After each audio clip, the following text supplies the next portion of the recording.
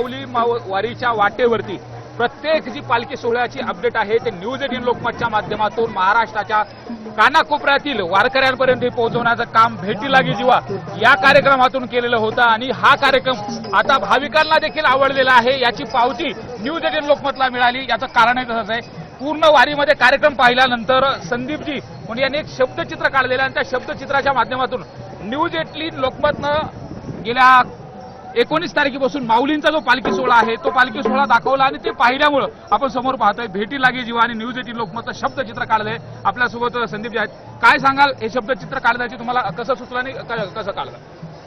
पालखी प्रस्थानापासून मी news 18 Lokmat news 18 लोकमतचा भेटी लागी जीवा हा कार्यक्रम पाहतोय।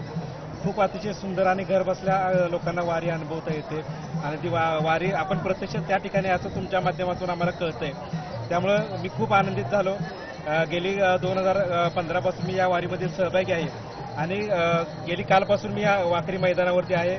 मला वाटलं की हा एवढा जर सुंदर कार्यक्रम होता तर आपण ज्या विठुरायाच्या भेटीसाठी या ठिकाणी आलेलो आहोत तर त्या विठुरायाच्या नावामध्ये आणि न्यूज 18 लोकमतच्या या भेटीलागी जीवा कार्यक्रमामध्ये आपल्याला काय करता येईल का, अशा पद्धतीने प्रयत्न मी केला आणि त्या पद्धतीचं चित्र या ठिकाणी मी साकारण्याचा प्रयत्न केलाय आणि ते चित्र आपल्यासमोर दिसतंय। मात्र कार्यक्रमाचं नाव हे भेटीलागी जीवा आहे आणि प्रत्येक वारकरी ह्या पांडुरंगाच्या भेटीनं ओढीनं चाललेला आहे। मात्र घरी बसल्या बसल्या पांडुरंगाची भेट आणि माऊलीची भेट होत होती या कार्यक्रमात? हो हो, नक्कीच।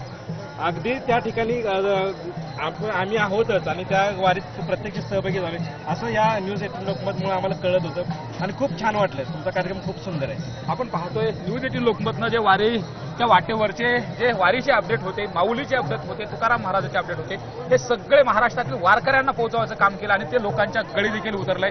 याची पावती या संदीपजीनं दिलेले हे जे पोर्ट्रेट आहे याच्या माध्यमातून मिळते। व्हिडिओ जर्नलिस्ट प्रवीण शेट्टी सह सुरेश जाधव, न्यूज 18 लोकमत, वाकरी।